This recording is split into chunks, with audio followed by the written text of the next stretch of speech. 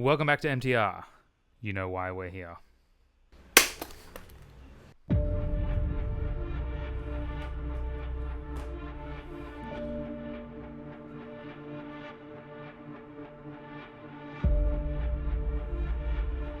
Wow. Okay.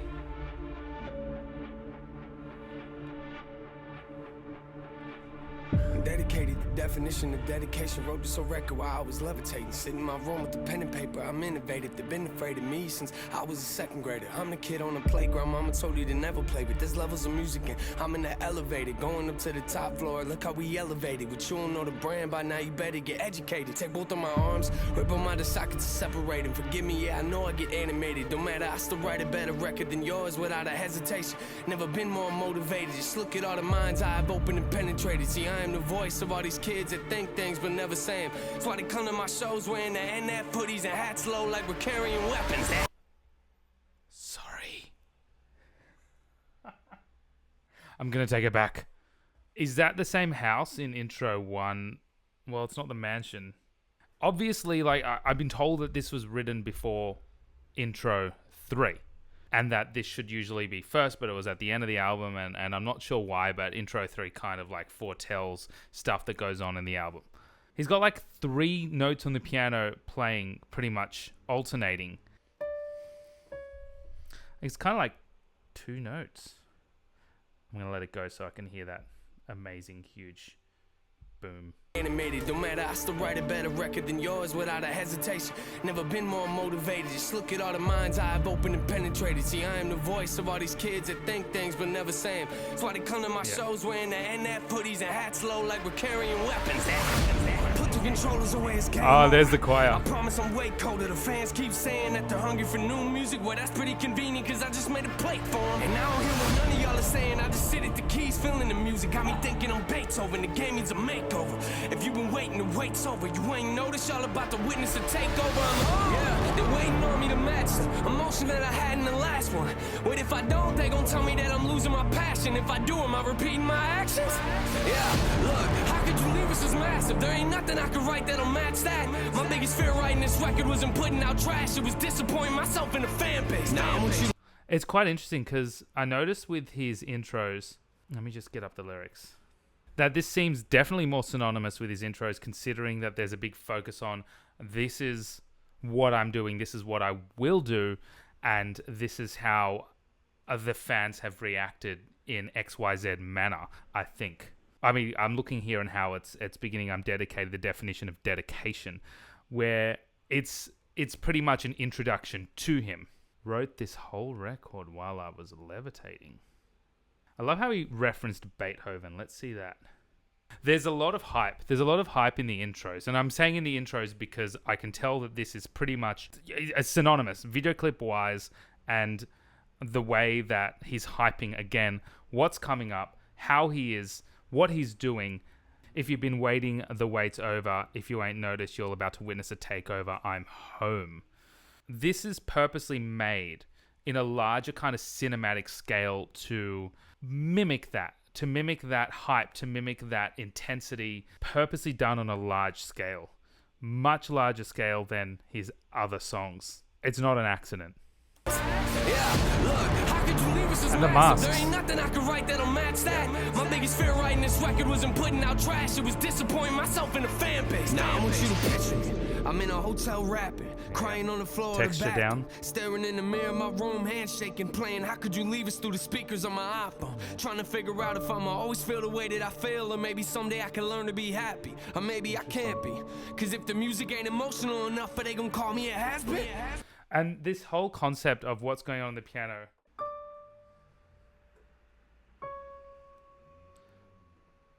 very focused on, again, 2 notes, D and C sharp, which is something that he's done previously in other songs. Really that inactive piano roll, but using the high registers of the piano to outline a couple of notes, usually a semitone apart, so right next to each other.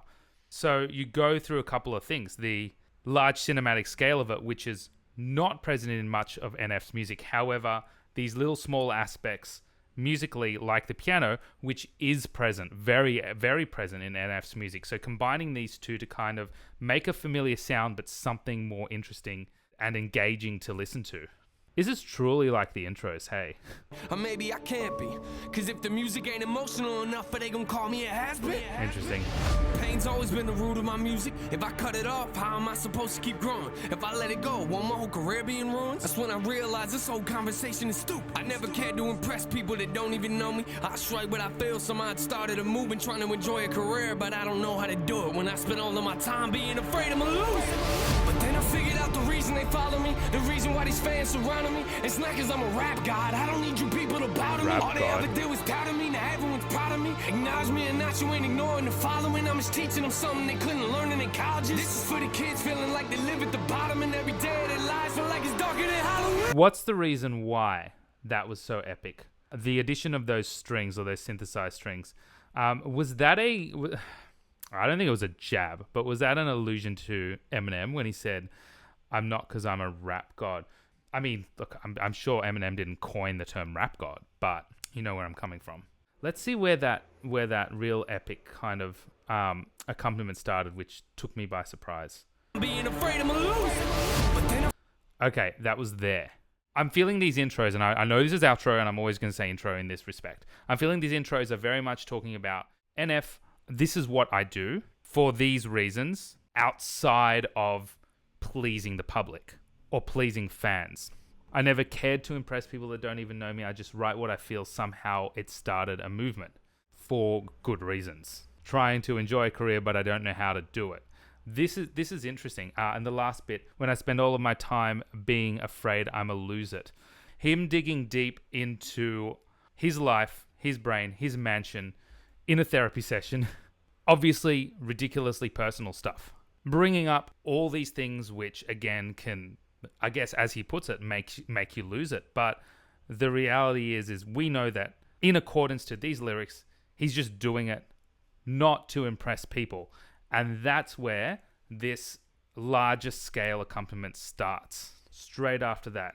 And you hear the lyric, but then I figured out the reason they follow me. You have lyrical meaning and music together. I'm doing all these things. I'm afraid I'm going to lose it, but I've started this movement. Light bulb moment, but I realize why they're following me. Cue epic string accompaniment, which we haven't heard yet. I care to impress people that don't even know me. I strike what I feel, somehow it started a movement trying to enjoy a career, but I don't know how to do it when I spend all of my time being afraid I'm gonna lose it. But then I figured out the reason they follow me. Beautiful. The reason why these fans surrounding me. It's not cause I'm a rap god, I don't need you people to bow to me. All they ever did was doubt me, now everyone's proud of me. Acknowledge me and not you ain't ignoring the following. I'm just teaching them something they couldn't learn in colleges. This is for the kids feeling like they live at the bottom, and every day of their lives not like taught in education. Yeah, you ain't alone out there. Look around you, we got a lot of fans in here. Couple 100,000, that's what we did last year. Listen to intro 3, trying to kill my fare. They'll get that in a minute. We about to shatter the critics. I am a savage, admit it. A lot of baggage I live in. That's why the passion is different. Really don't care if they get it. We're only 3 records in it, and this is just the beginning. I'm home. Real music, real music, real music, real music.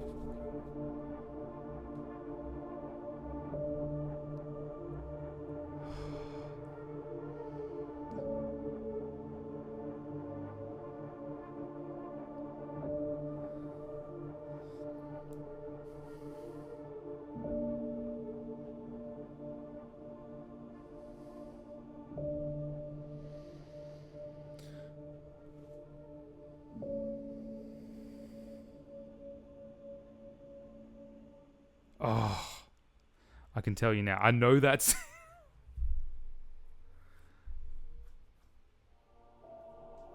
Oh, here comes intro. We're way past that. But we did have that that beginning, hey. Was that an intro too as well? Video clip? I think so. I know that seemed super over the top just then with me, but the reality is this hit me musically, especially starting in that section we were talking about earlier in terms of the accompaniment and the strings, the way that it built. I spoke a little bit about the relationship between why that was there and the lyrics that we used as a light bulb moment. This is what I'm doing. This is the reason why I'm doing it. and this is what the fans are getting out of me. I'm teaching them stuff that you're not quote unquote going to learn in college. And the reality is that I know here in Australia anyway, there is a lot more bigger shift now on well-being, which it used to be just about education and results, and it still is. But unfortunately, the schooling system is very, very, very focused on results-driven outcomes. And that's an issue. And that's an issue because it completely compromises well-being. Private schools versus public schools, it happens here in Australia. Whilst results and academic results are undoubtedly important, greater importance of well-being and mental health is kind of swept under the rug and even lost. And that's something that's really, really stated here.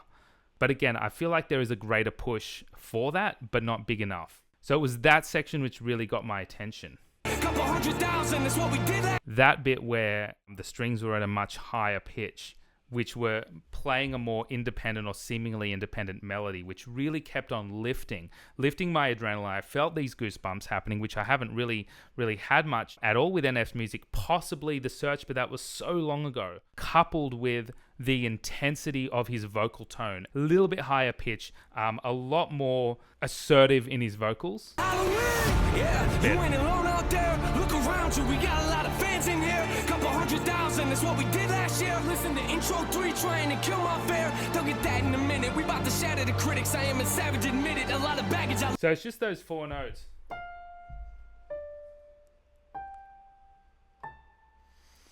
But it's used on a grander scale, so it wasn't used before that. So really moving into this kind of like,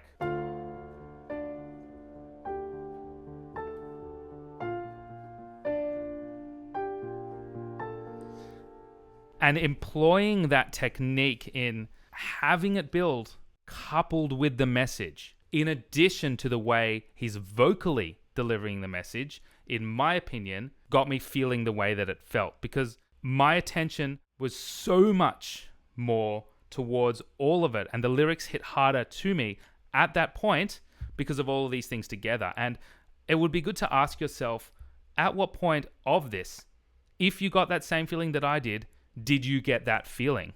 At what point is your favorite part? This particular part that I'm talking about, which we just heard here, is so important lyrically, and that might be your favorite part. But is it also your favorite part because of how he's delivering the message vocally? He's got his own unique voice, and how the accompaniment has started building, introducing this newer idea in the higher strings, and the dynamics are getting louder throughout, all of it contributing to this message. Have a think about that, because it would absolutely not have been, in my opinion, could be wrong, as effective a message if it was delivered in the same way that he delivered his messages earlier in the song. And then, of course, once it's all over, where does that texture drop? Living, that's why the passion is different. Really don't care if they get it. We're only 3 records in it, and this is just the beginning. I'm home. Nice, there we go. And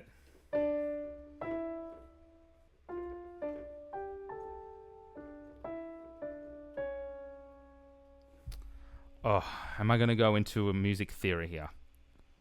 Let me see if I can make this very understandable for you. Focus on the lyrics established through harmony, so chords. Shatter the critics, I am a savage, admit it. A lot of baggage I live in, that's why the passion is different. Really don't care if they get it. We're only 3 records in it, and this is just the beginning. I'm home. So we have what I showed you before, and you can hear it when I play it on the piano, going throughout in that part. So we've had this, then we had texture drops, and you have I'm home. About to shatter the critics, I am a savage, admit it. A lot of baggage I live in, that's why the passion is different. Really don't care if they get it. We're only 3 records in it, and this is just the beginning. I'm home. This is just the beginning. I'm home. This particular chord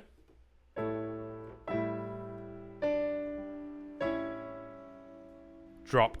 This is the beginning. I'm home. This particular chord that's being used is what we call a dominant chord. And that chord is the chord which is used just before it returns to what we call the tonic. And the tonic is the home chord. So you really feel a sense of coming home and finality from going from a dominant to a tonic. It feels finished. So he's compositionally used that dominant, dropped it off, said this is the beginning, I'm home, and then he used the tonic chord. So lyrically, in my opinion, this is actually tying into some of the music theory that's used behind it as well, which is quite interesting. I hope that made sense. But if you need any more of an understanding or clarification, please comment below. And I see all of the comments. You know what? I'm actually happy that I didn't listen to this one first, because this is still a kind of like awesome outro at the same time, and an awesome way to finish off the Perception album. And I've wrapped it up for the year 2021. If you're watching this in retrospect, well then it's probably 2022 or later, and you know that I'll be starting the Search album next. Thank you so much for watching, and if you're watching this again as it's released, have an awesome new year. Merry Christmas, happy holidays, whatever you celebrate. Take care, stay safe. Peace out. Until next time.